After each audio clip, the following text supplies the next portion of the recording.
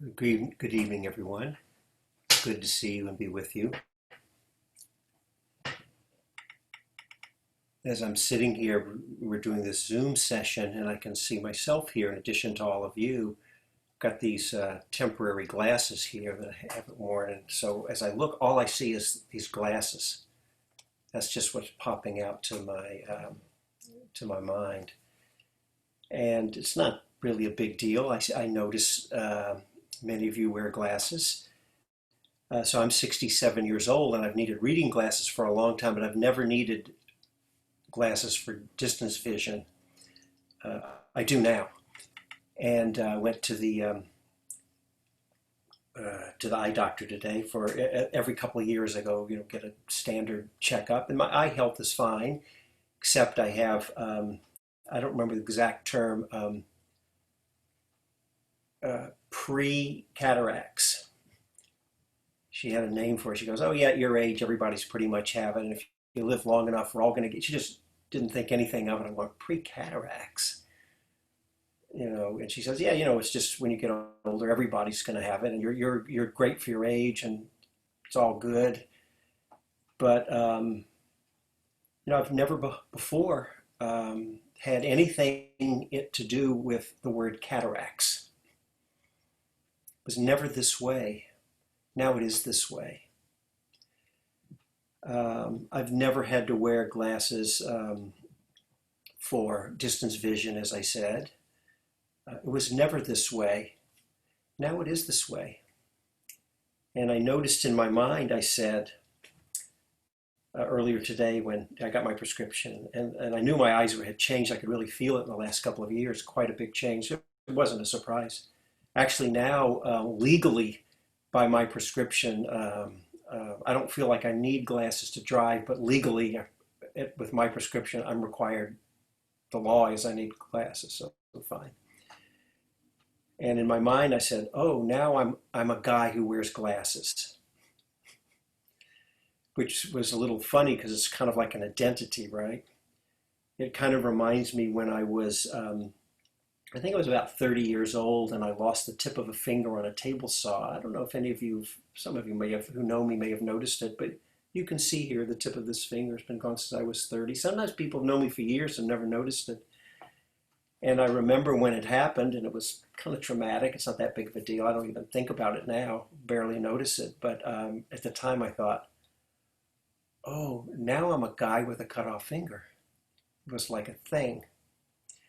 And so I would have a few reflections, even though none of these are big things. It's just part of, right, life. I think as I'm looking on the Zoom here, I've got the gallery view. I can see everybody's. Some of you don't have your video on, but for those who do, I think most of the people here are wearing glasses. So, I'm not looking for sympathy.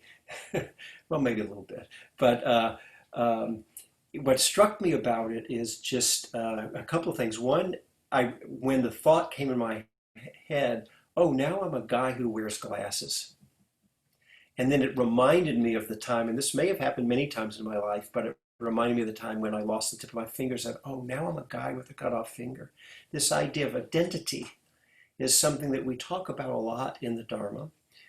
And it's simply that anytime we are identified in any way, because it's all changing. It's not a fixed thing. Life is a process, right? This is what we talk about often in the Dharma. And so what is it that processes do? They're in flow, they're in change, they're in processes. That's just what it is to be in a process. And everything, our whole experience, everything about ourselves, our bodies, our minds, this is what we often talk about, right, in impermanence. We actually are conscious processes. That's the nature of our being, right? And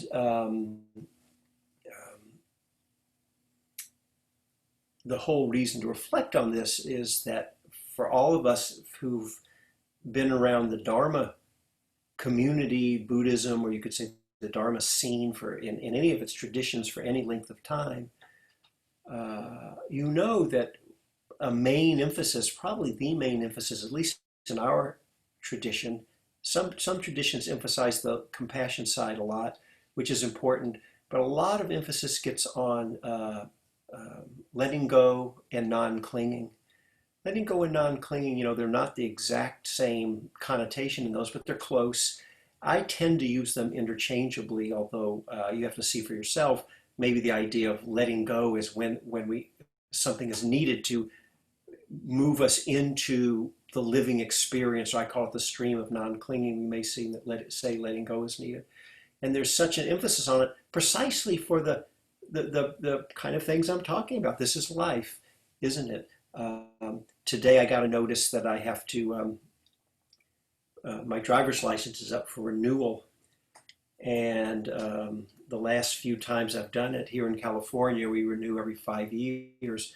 So I've done it by mail the last 2 times. So this time I have to go into the DMV in person. And of course that brought up, I'll get to see how it is with my new glasses and so on. But you can prepare ahead of time online by filling out the application, and then it's all set. And then you just go in and, they give you a vision test and whatever, take a thumbprint and you pay and you're out, you're done. So it was asking me for hair color, and all the choices were, brown, red, black, blonde, white, gray, and I thought, oh, that's me, white. Well, it used to be dark brown, then it went to gray, then it went to white, and then I found it's worse than that. Mine is, there's actually a box, bald. So now I've actually transcended any hair color whatsoever. I have my own checkbox, bald.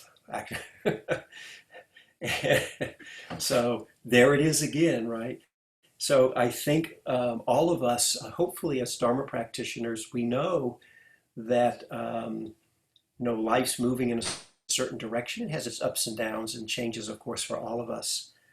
But for those of you, perhaps if maybe either younger or you've been fortunate to have good health, and you may not have a lot of these kind of things happening, but it will happen for all of us. And this is why we're being called upon. Really, the main task as Dharma practitioners, yes, love, empathy, kindness, compassion. That's one of the main, you could say, tasks, if you will. I hope it's something that we want to do. It's not a task that we want, that we're drawn to embody and actualize more and more in our lives, because that's just our natural calling. But also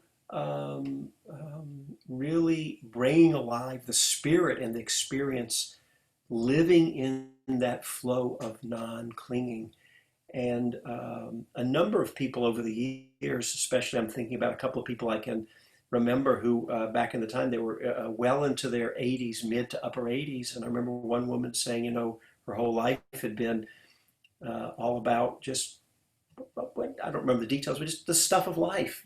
She had her interests and her family and her career and her jobs and her avocations. And she said now, really all that's left is deepening into the stages of letting go as things fall away. So we hear these teachings and we know about them. But I noticed when I reflect on some of these things, I remember when few things in my life when really something used to be, maybe I'm thinking particularly in how my body worked, but in other things was always a certain way, as I said just a few minutes ago.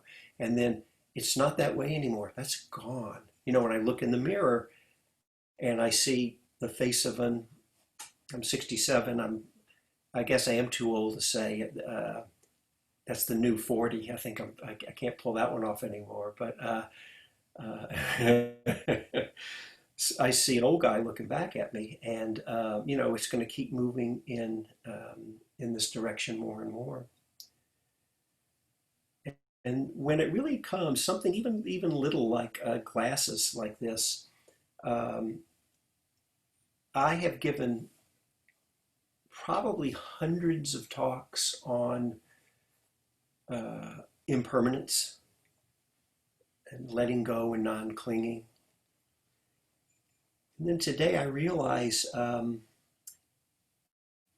those talks were for everyone else. That's for all of you. That's not for me. I mean, not really, except, it doesn't take much to say, yeah, you're a guy who wears glasses now. You don't have to actually. You can walk around in a blur. Nobody's stopping you. Go for it.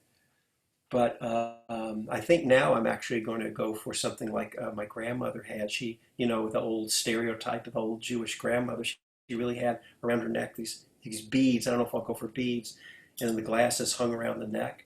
I just thought, that'd be so convenient. I might actually do that if I can get over my vanity. And you just pop them on and off, on and off. It's so convenient. And I asked the optometrist today. I have never thought about getting any laser surgery to correct my vision. It's fine just to have glasses. And she said to me, she goes, well, you can do it, but we really don't want to do it for someone at your age. She says, because at some point when we remove your cataracts, it's already a fait accompli. When we remove your cataracts and they implant a new lens, they can actually put some corrective vision right in the lens. It's like it was this great thing. And I say, when I have my cataracts. But then, it's sort of like, if I can't deal with that, what's it going to be when it's really the big things, right? When I can't get out of bed, or when this, whatever it is, isn't, this one's not going away. And so, which is what we're all going to face.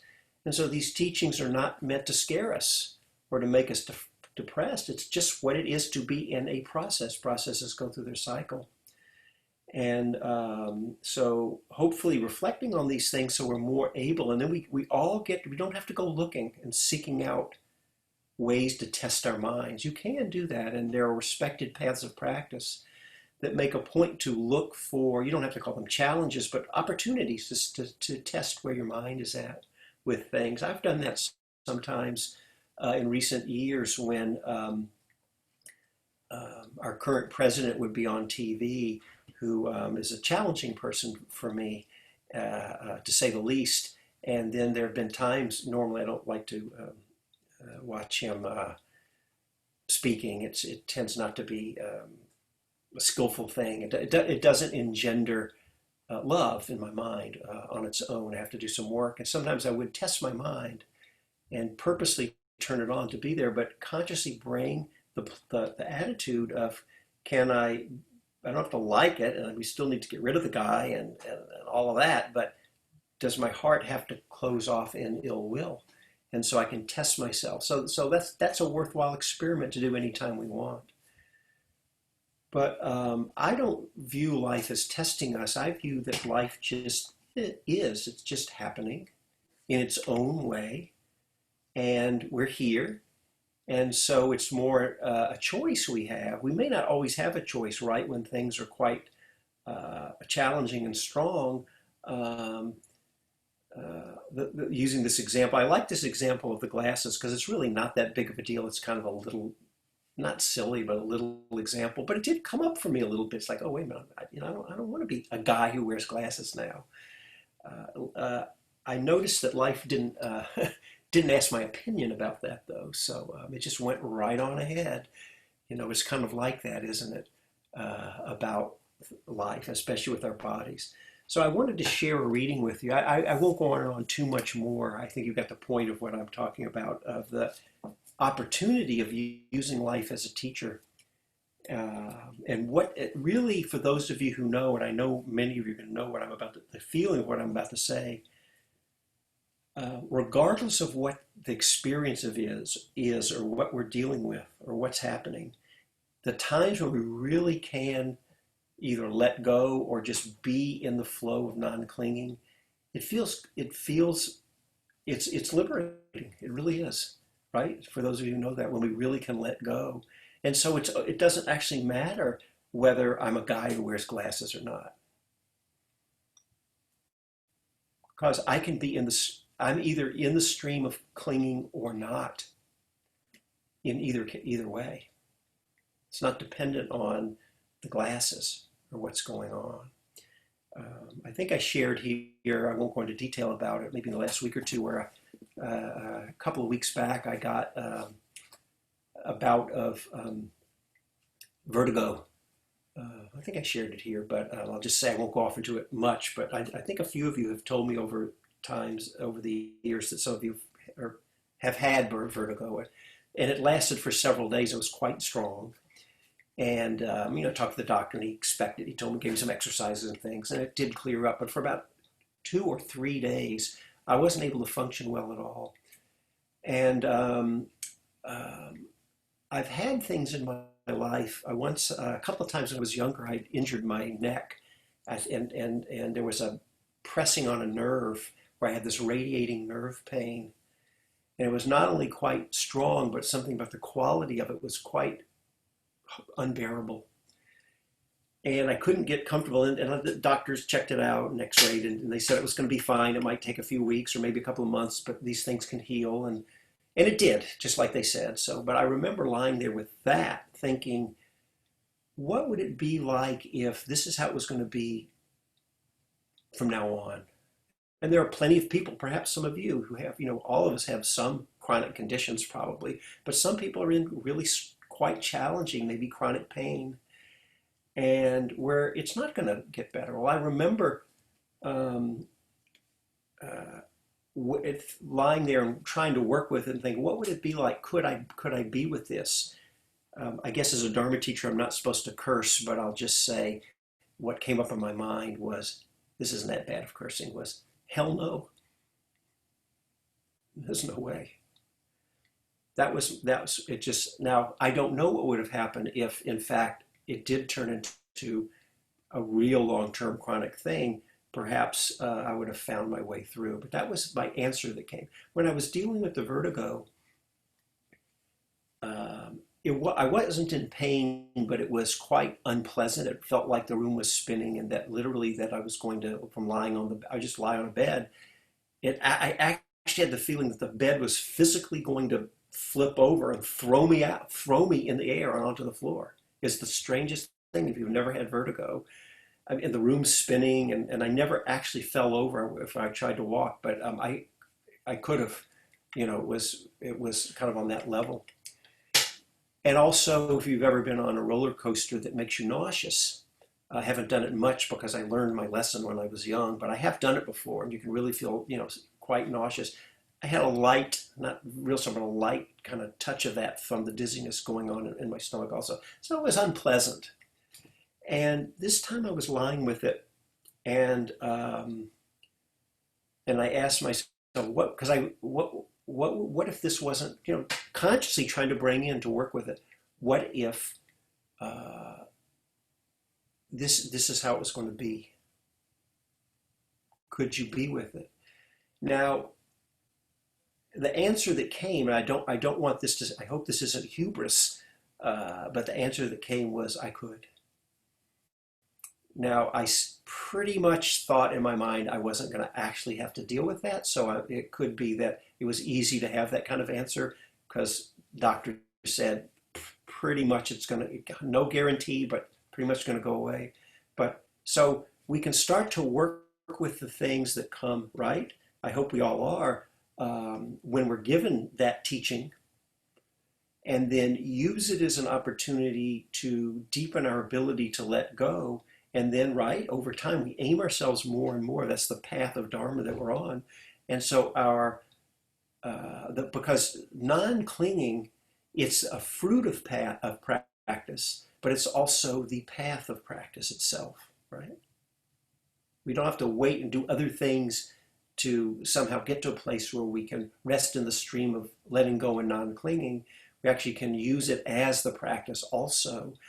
And even if our answer in the moment is no to something, that's actually, it's suffering when that happens. If you have something going on and you can't let it go, it is suffering for sure, of course. But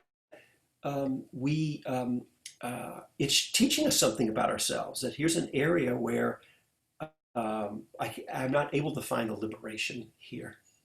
And that's good to know, isn't it? If the areas where, because these things, who knows what's going to roll around next time.